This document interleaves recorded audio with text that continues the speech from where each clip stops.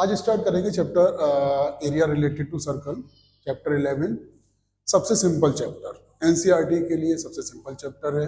अच्छा, आप लोगों ने अभी तक सर्कल के बारे में तो पढ़ा है। सर्कल में हमने क्या क्या पढ़ा है?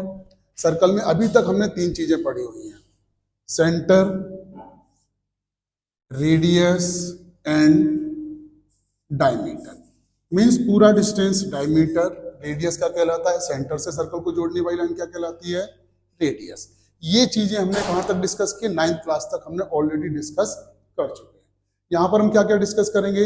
यहां पर हम सबसे पहले डिस्कस करेंगे आर्क। What is arc? हम आर्क डिस्कस करेंगे। सेकेंड, कॉर्ड डिस्कस करेंगे। थर्ड, हम डिस्कस करेंगे सेक्टर। एंड फोर्थ डिस्कस करेंगे सेगमेंट। आर्क क्या होता है? आर्क आपको पहले ही पता है कि किसी भी सर्कल में अगर हम कोई दो कट लगा दें तो उसे हम क्या कहते हैं? आर्क। जैसे लेट एग्जांपल, यही सर्कल है, यहाँ पर एक आर्क ये है, एक आर्क हमारा बी है, तो ए और बी हमारा यहाँ पे कहलाएगा आर्क। अगर हमें ए और बी यहां से यहां की लेंथ क्या कहलाएगी? Length of arc. कभी कभी पेपर में यही आता है कि what is the length of arc, तो आपको क्या निकालना है? ए से लेके बी का डिस्टेंस फाइंड आउट करना है। अगर हम ए और बी को जोड़ दें, कंबाइन कर दें, ए से लेके बी को कंबाइन किया, तो ये हमारा जो ए बी बनता है ये हमारा कहलाता है कॉर्ड। आर्क और कॉर्ड में डिफरेंस समझना। आर्क नीचे से डिस्टेंस कहलाता है, कॉर्ड ए से लेके बी का ज्वाइन। अब यहां से एमसीक्यू क्वेश्चन बहुत से जनरेट होते हैं। जैसे आपसे क्वेश्चन ये पूछा जा सकता है कि एक सर्कल में कितनी कॉर्ड होती है, तो हम यहां से अगर डिस्कस करें तो एक सर्कल में हम कितनी कॉर्ड बना सकते हैं? इनफाइनाइट कॉर्ड बना सकते हैं। आप यहां से यहां बना सकते हैं, ऊपर से नीचे बना सकते हैं। कितनी कॉर्ड हो सकती हैं सर्कल में? सबसे ज्यादा इनफाइनाइट कॉर्ड हो सकती है। सेकेंड, यहां पर कुछ क्वेश्चन क्या आ सकता है? ट्रू फॉल्स में पूछा जा सकता है, diameter is also a cord.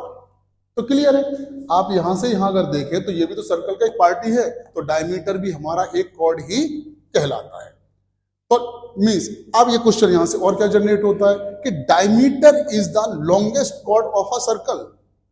Clear है? ट्रू। तो डायमीटर से बड़ा कोई भी कॉर्ड सर्कल में नहीं हो सकता। थर्ड, हम डिस्कस करेंगे सेक्टर। सेक्टर को डिस्कस करने के लिए हम फिर से एक सर्कल बनाते हैं। एक आर्क ए, एक आर्क बी, सेंटर ओ से हमने ए को ज्वाइन किया रेडियस, ओ से बी को ज्वाइन किया रेडियस। अब आपको ये सर्कल बिल्कुल क्लियर दिखाई दे रहा है कि अगर हम यहां से ए ओ बी को अलग करें तो ए ओ बी हमारा कुछ इस फॉर्म में अलग डिजाइन होता है।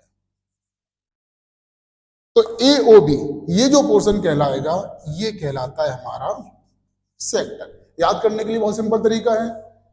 आप अगर इस फॉर्म को समझें तो ये फॉर्म क्या कहलाता है? एक पिज्जा के शेप में आ रहा है। याद करने के लिए कैसे याद कर सकते हैं? पिज्जा का शेप हमारा यही होता है, तो इसे हम लोग कहते हैं सेक्टर। अब सेक्टर भी अगर पूरे सर्कल में बात करें तो ये सेक्टर है, तो इस सेक्टर का नाम होता है माइनर, और जो बचा हुआ पूरा पोर्शन है इसे कहा जाता है मेजर।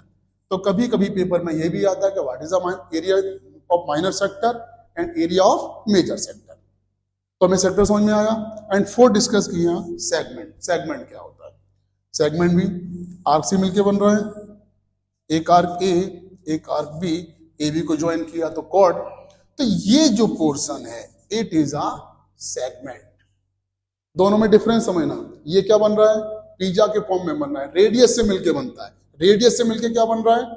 सेक्टर बन रहा है। और कॉर्ड से मिलके क्या बन रहा है? सेगमेंट बन रहा है। तो हमारे पास इस पूरे चैप्टर में से दो ही चीजें आपसे पूछी जाएंगी, या तो एरिया ऑफ सेक्टर पूछा जाएगा या फिर एरिया ऑफ सेगमेंट पूछा जाएगा।